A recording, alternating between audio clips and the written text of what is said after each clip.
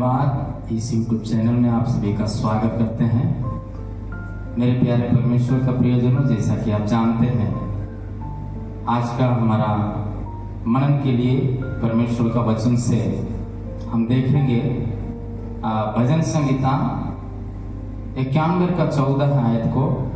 उससे पहले मैं आपको बताना चाहता हूँ, परमेश्वर से हमको प्रेम करना सीखना। क्यों सीखना है?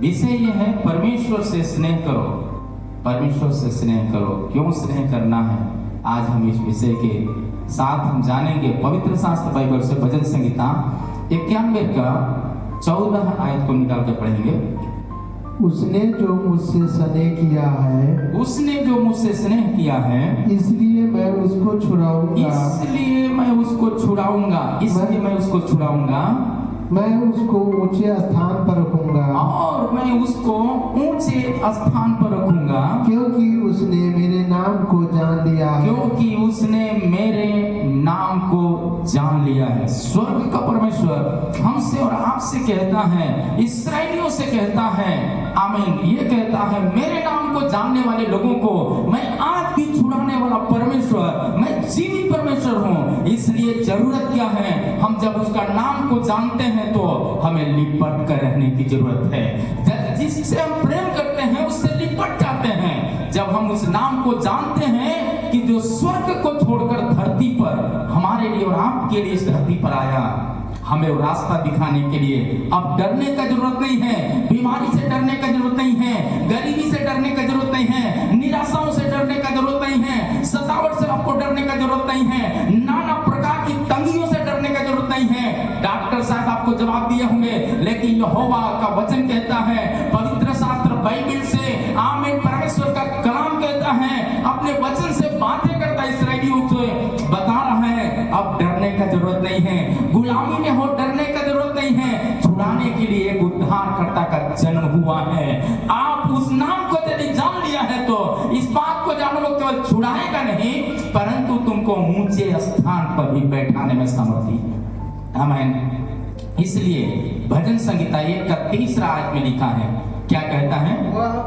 के समान है, वृक्ष के समान है, जो बहती नालियों के किनारे लगाया गया, नालियों के किनारे लगाया गया है, और अपनी ऋतु में फलता है, अपने ऋतु में, ऋतु मतलब अपने समय में फलता है, और जिसके पत्ते कभी मुरझाते जिसका नहीं, कभी भी पत्ता मुरझाता नहीं है। आमीन। चाहे कुछ भी हो, आपका जिंदगी में मुरझाने का जरूरत का नहीं है, केवल आपको यीशु नाम को जान लेने का जरूरत है।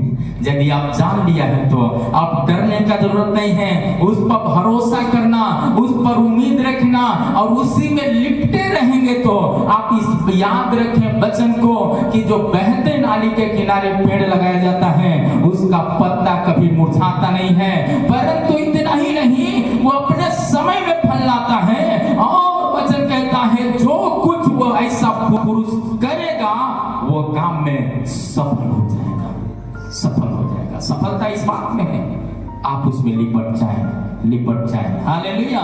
इसलिए पहला सामुएल का पुस्तक 18 का 14 आयत में लिखा है, पहला सामुएल 18 का 14 आयत।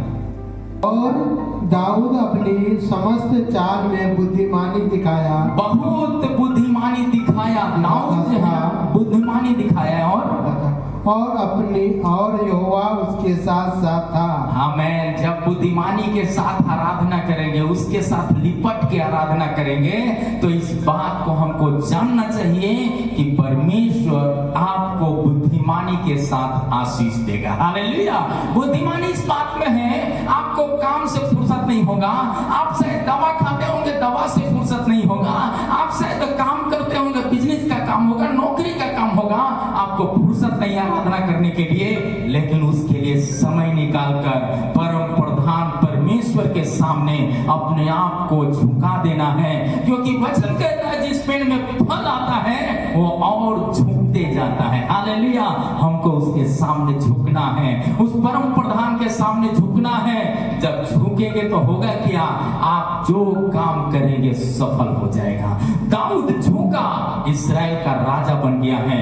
मेरे प्यारे परमेश्वर का प्रियजनों, आप भी एक राजा का संतान होना चाहते हैं तो इस चैनल के माध्यम से आपको आवाहन करना चाहते हैं, आज इस सुनने वाले वचन को हर एक जन यीशु को ग्रहण करके यीशु में लिपट कर उसके साथ संगति बिताएं। प्रभु आपको ऊंचा पद देने में सामर्थ्य है, ऊंचा आमें लाइफ देने में परमेश्वर सामर्थ्य है, आमें ऊंचा चंगाई देने में परमेश्वर सामर्थ्य है, ऊंचा विश्वास को बढ़ाने में सामर्थ्य है, आमें असंभव काम को संभव में बदलने में भी सामर्थ्य है हमारा परमेश्वर का वचन कहता है। इतना शुद्ध होने के लिए चाहते हैं आप, शुद्ध होना है तो इस वचन में डुबकी मारना, वचन में अपने आप को लिपट जाना, वचन में लिपट जाना। हालेलुया। जब ऐसा करेंगे प्रभु का वचन कहता है आप पर बहुत देरी की आशीष हो जाएगा। नीति वचन 28 अध्याय 20 आयत में लिखा है, सच्चे मनुष्य पर बहुत आशीर्वाद होते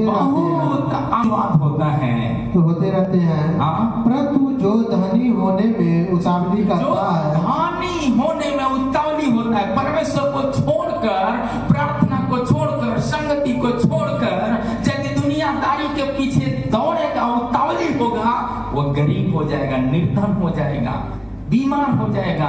लेकिन यदि परमेश्वर में लिपट कर जिएगा, आप अद्भुत काम उसके जीवन में हो जाएगा। आगे क्या कहता है, वह निर्दोष नहीं ठहरता। हाँ, निर्दोष नहीं ठहरता। हालेलुया। उतावली करेंगे तो क्या हो जाएंगे, हम निर्दोष नहीं रहेंगे। धर्मी होना है तो प्रभु में लिपटना है। हालेलुया। उसके वचन में बने रहना है, कलीसिया में बने रहना है। उत्पत्ति का पुस्तक 39 का 2 और 3 आयत को जब हम पढ़ेंगे तो वहां पर भी हम देख सकते हैं उस वचन को। हालेलुया। यूसुफ अपने मिस्री स्वामी के घर में रहता था जी, और यहोवा उसके संग था, इसलिए वह भाग्यवान पुरुष हो गया। आमीन। जब आपके साथ परमेश्वर रहेगा, आप जहां काम करते हैं आपका मालिक कहेगा आप बहुत भाग्यवान हो, बहुत लकी हो, आपका ईश्वर बहुत आपके लिए काफी है। आपका चमकता हुआ रोशनी के समान आपको परमेश्वर आगे कर देगा। आमीन। आगे यूसुफ के स्वामी ने देखा कि यहोवा उसके संग रहता है और जो काम वह करता है उसको यहोवा उसके हाथ से सफल कर देता है। आमीन। आपका साथ परमेश्वर रहेगा तो आप जो काम करेंगे, पढ़ने वाले बच्चे यदि आप पढ़ाई में अपने जीवन को हार महसूस करते होंगे, लेकिन आपके साथ यहोवा रहेगा, आप जहां हारे हैं उसी जगह में जय प्राप्त करेंगे। आप बिजनेस में हार चुके होंगे, जय प्राप्त करेंगे। पारिवारिक जीवन में थक चुके होंगे, आप जय प्राप्त करेंगे जब आपके साथ यहोवा होगा। आप यहोवा के साथ होने के लिए चाहते हैं तो यूसुफ के समान आप हो ले।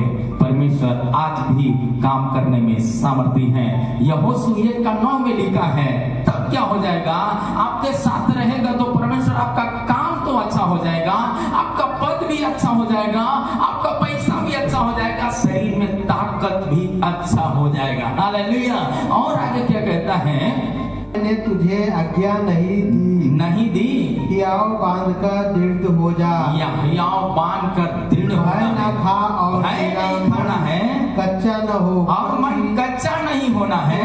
जहाँ जहाँ तू जाएगा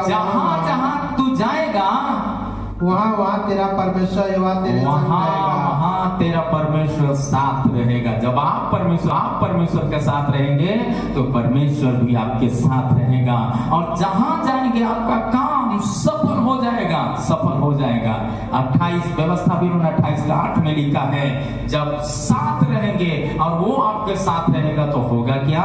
इस वचन से हम देख सकते हैं प्रेम करने वालों के लिए कितना बड़ा प्रतिफल, कितना बड़ा आशीष, कितना बड़ा उन्नति, कितना बड़ा प्रकाश हम देख सकते हैं। क्या लिखा है, व्यवस्था पर और जितने कामों पर तू हाथ लगाएगा उन सबों पर यहोवा आशीष देगा। जब आपके हाथ के ऊपर परमेश्वर का हाथ रहेगा, आप जहां रखेंगे, मरियम पत्थर के ऊपर हाथ रखी, मरा हुआ लाजर जिंदा देखने में उसको परमेश्वर ने मदद किया है।